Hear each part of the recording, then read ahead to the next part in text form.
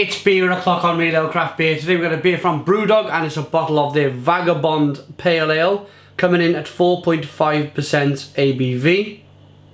It's a gluten-free beer from Brewdog. There's a look at the bottle cap. Let's get this beer out into a glass and see what we get. Nice bit of smoke on the opening. Beer in the glass then. Wow, look at the clarity on that. The one thing you do get with Brewdog's beers, or most of their beers, I'd say 90% of their beers, is just the clarity, the way their beers look, the way they want their beers to look. It's almost kind of trademark. It's trademark Brewdog. One finger white head, beautiful clarity on the beer, golden in colour, nice levels of carbonation. Shall we get the aroma on this golden amber coloured beer then? Typical Brewdog, lots of hops. Nice bit of sweet malt.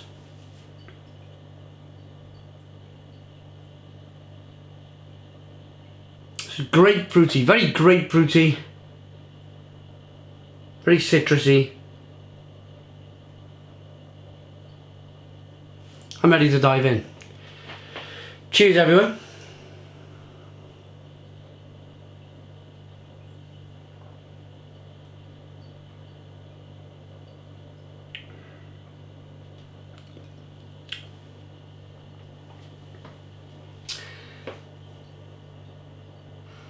Do you know what? That's not bad. That is not bad at all. Gluten-free beers for me, I've had lots in the past and I try and steer clear from them. They're just not my cup of tea. There's just a weird taste in there which it's very difficult for me to describe. It's almost kind of chemically. But Brewdog have done a really good job on this.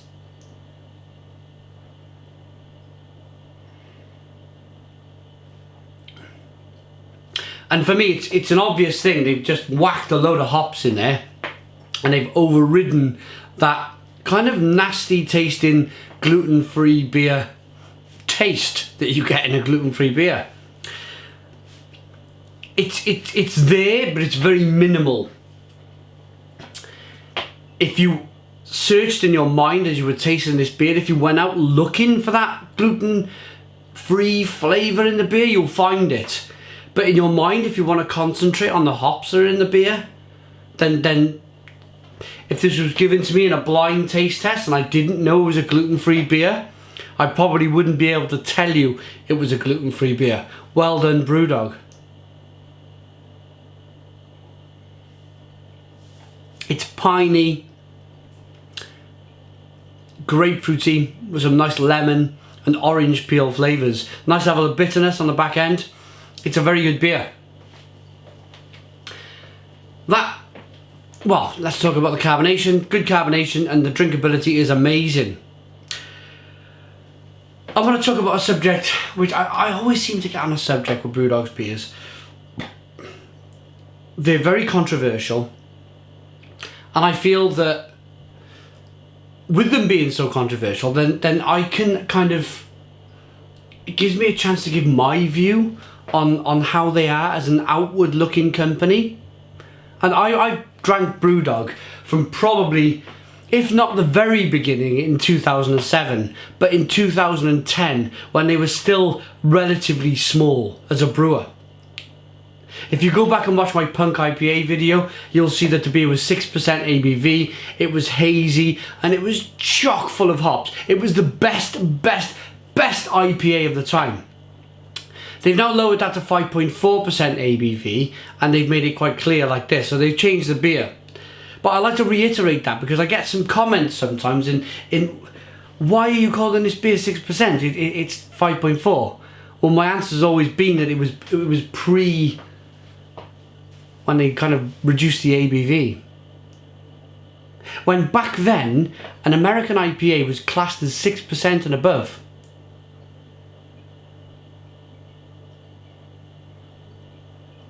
So what am I getting at?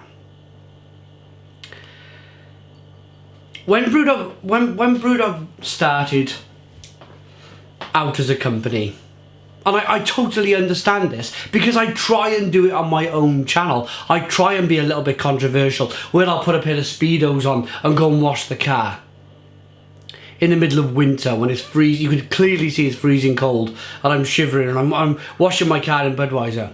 I try and be controversial in that, because it kind of it helps to kind of spread your channel. It helps with publicity.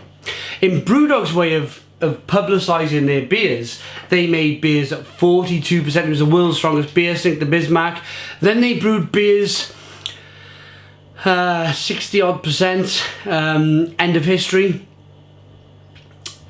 They put beers, I think end of history was it was stuffed in some kind of weasel or something. It was very controversial, very, very controversial. Now they've made it, it's almost like they're trying to pull back them layers of controversy. They're selling amazing beer all around the world, and I think they want to become a little bit more of a normal company now. They want to kind of peel back that layer of controversy, as I just said. But in doing that, I tell you what I'm trying to say. If you asked me in 2011, after first trying their beers in 2010, drinking a lot of them, really enjoying them, listening to the controversy, loving the controversy, watching them grow. If you told me Brewdog were going to brew a gluten-free beer back in 2011, 2010, I would have laughed at you and said, no way, they're just not that brewer. Somebody like Marston's would do that. Somebody like Shepherd Neame or somebody like Badger would do that. The regional breweries in the UK, they want to capture the whole market. Now Brewdog have become that. I'm not saying they become Shepherd Neame. I'm not saying they become Badger. I'm not saying they become, what was the other one I mentioned? Marston's. I'm not saying that for 1 minute. What I'm saying is that they've become almost corporate, where they have somebody clearly in their office now who is saying, right, there's a portion of the market that we need to hit, and we need to make a gluten-free beer for that market, for the gluten-free people out there. And I understand that, but they've changed so much as a company. I think they'll hold on to their roots as long as James Watt stays at the helm, as long as Martin Dickey stay at the helm. I think they will stay very much Brewdog at heart. But as a company going forward, with shareholders and everything else, I just hope that they don't become too corporate and too big. Well, actually, I don't mind them becoming big, as long as their beers taste great. But just kind of producing your standard beer labels.